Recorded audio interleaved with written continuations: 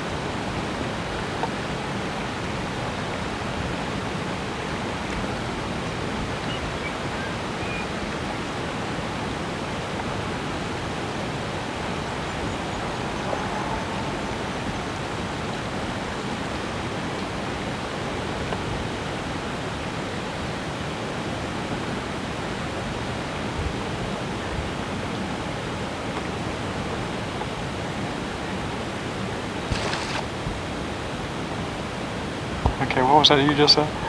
Do you think the elephant likes the way it smells out here? Probably not. I know Katie didn't.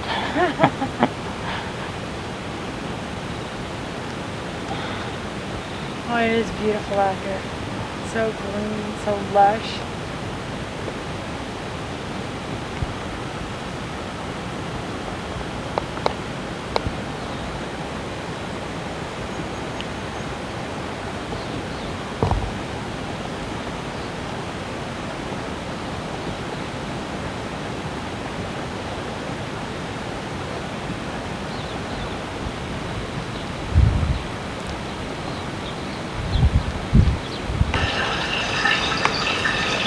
Okay, this answers the age-old question of which way does the drain go when you're down under it.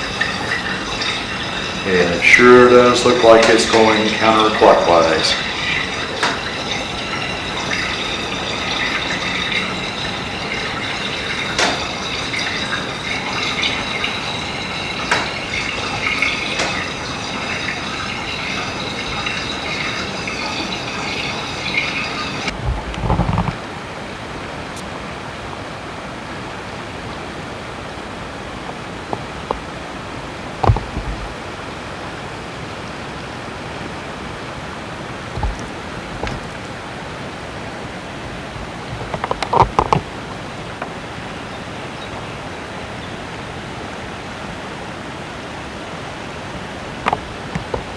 Welcome to the Waitapu Thermal Valley.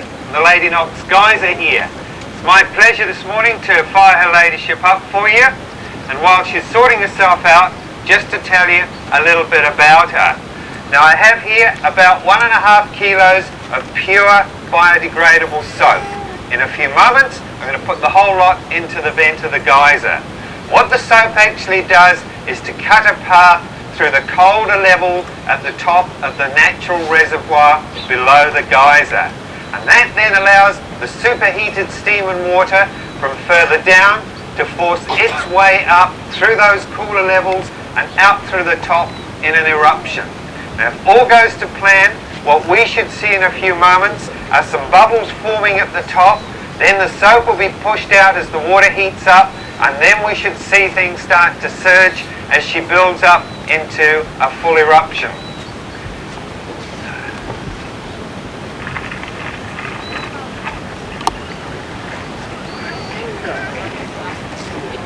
Now, the use of soap as an activating agent actually relates to an event that took place here about 100 years ago.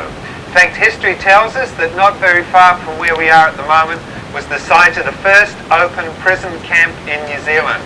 And the prisoners sent there were required to clear the dense bush and scrub that covered this area. Story has it that a gang of these prisoners were working near the camp in the first few months of this prison camp opening when they came across this clearing. In the middle was a large, hot, clear water spring.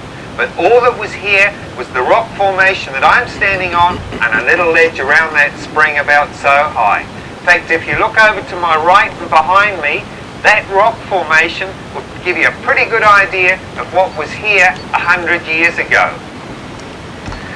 Now, constant hot water wasn't a feature of prison life in those days, and these guys thought it would be a great idea to bring their dirty washing down to this spring. So you can get a picture of half a dozen or so guys busy yakking away to themselves and scrubbing up their gear with a bit of soap by the side of this pool. Suddenly, they get one hell of a fright, because their hot pool erupts. Since they're washing that way, and them that way. Now, the guys is named after Lady Constance Knox, who visited this site with her father, Lord Ranfurly, who was the 15th Governor-General of New Zealand in 1903. It's estimated that the geyser is about 150 years old and that the reservoir below her holds about 27,000 litres of water. Now, how long she plays for and how high she goes is totally dependent on the amount of water below her. What we suggest, because we've had a very dry spell here, is that you press the button and take your photos as she builds up into that full eruption, because there's no guarantee these days she's going to go for that height during the balance of her cycle. As you can see, things are hotting up down here, so I'm going to make my way well up to the back. Just bear in mind that we call these geysers, we do not call them geezers. A geezer to us is a two-legged elderly gentleman. Have a good day. Thank you. Smarty.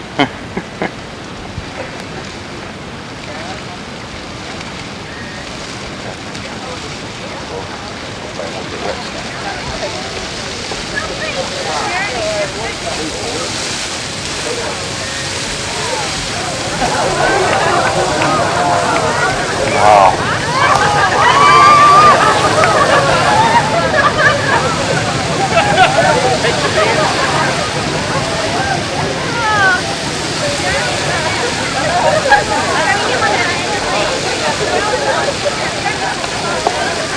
My wife's sitting right in front of me. That is the Blue Lake.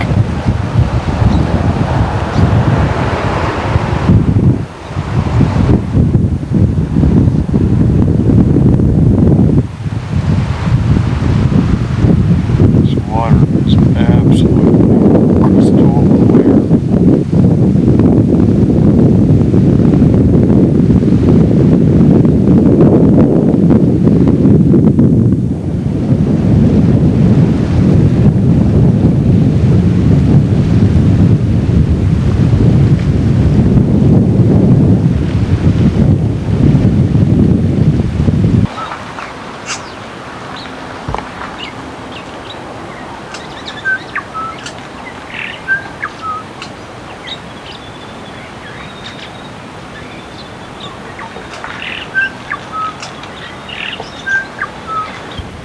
This is the view from the top of the Blue Lake, and I'm going to swing around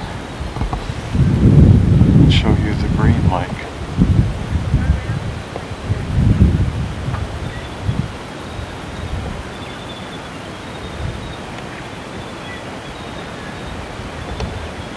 And here's the Green Lake.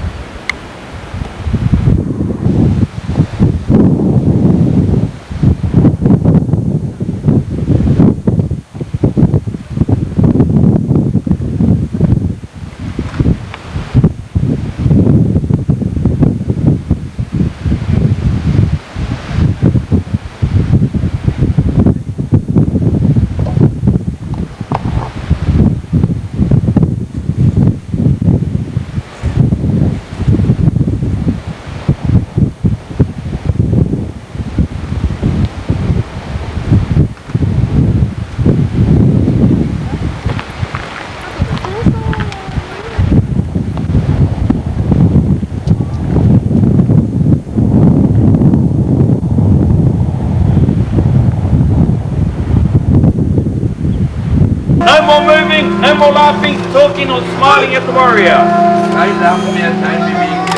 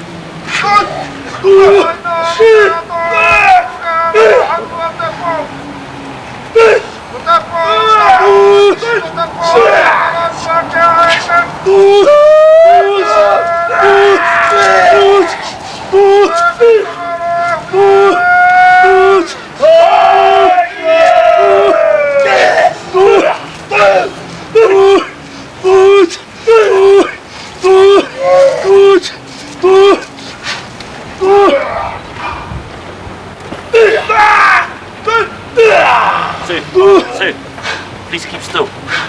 Keep still.